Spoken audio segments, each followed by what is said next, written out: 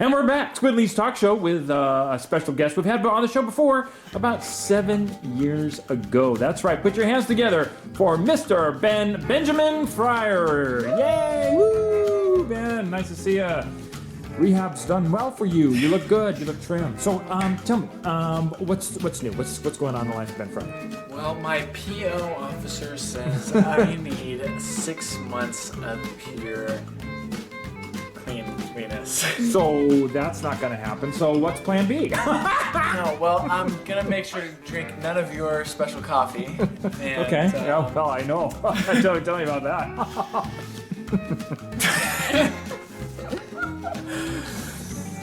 Question? How are you going to stay on the straight and narrow when you're Ben Fryer and you've got a reputation? I mean, your reputation is Good Time Charlie. Am I right? Well, clearly there will be no clear path towards this.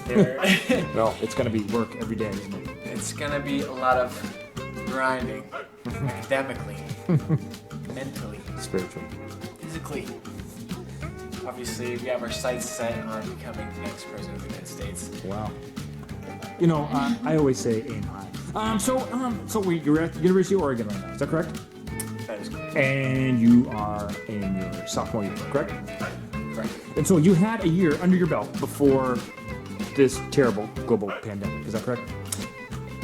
That is correct. So, in a word, how was that 1 year that you had as a freshman at a Pac-12 conference school? What was it like? Well, as you know, it was cut short. I did not experience spring in Eugene, the most lovely term of them all. No spring quarter. Squidly, but let me tell you, it was absolutely amazing. You see, the people were out, masks were not a thing. It was something simply of beauty. Attending football games, basketball games, there was no such thing as a social distancing. So, were the boys' basketball games for University of Oregon better than the girls' basketball games at the University of Oregon? Were they the same, or were the girls slightly more poppin' because they were ranked number 1 in the country? Well, Squidly, who doesn't like watching girls? So, of course, there's that. Of course, the girls' games were just so much better. No, well, Ranked their so much higher. quality of the performance was probably better. They're very tall girls. But nonetheless, was it fun? It's great. And you were in some kind of fraternal organization that came to a very bad end. So let's talk about it from your perspective. What did you see? What did you feel? What did you think? Well, as coming from the lowest ring on the totem pole, A pledge, shall we say? I make it a pledge. It really. What was the question? What was your experience in the downfall of this fraternal organization? Well- Because we all know what happened to it. Booted out of campus ingloriously and erased from the history books. Well, now we are operating as, of course, an underground Oh, fraternity. my So, goodness. That's even more exciting. it really has not been too awful, Squidly, as you know. Of course, we still have our ties to the so-called SIG app. I like the way you had the P on that. And it really has not been too detrimental to meeting new people and experiencing friendships. So tell me about the meeting new people. So is it mostly people from your fraternity who you've met? That is correct, Squidly. That is correct. Obviously, some other people in the fraternity. But no West Seattle people down there. I mean, you're it. No, Squidly, it is just me. It's just you. So the friends you've had to make from scratch at University of Oregon. That is correct. Oh, you should be pretty proud of yourself. Got some friend networks there. Not getting into too much trouble, although they did you no favors on your birthday. Did they? Well, let's not get into that. I do have some notes here that tells me a little bit the story. What's your takeaway? Takeaway. To be more of a responsible human being. Okay, so in that lane, where do you see yourself? It's been 7 years. 7 years since our last interview. Where do you see yourself 7 years from now? Well, my bank account will be in the millions. Oh, well, that's a nice size. Okay. I will probably be starting a new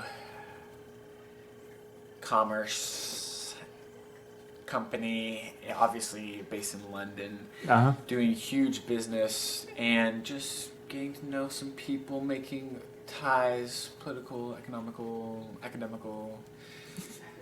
It's going to be a true madness. So that sounds really great. So what are you really going to do? Well, I'll probably be moving back in. Living with your parents. The basement is calling my name. Okay, all right.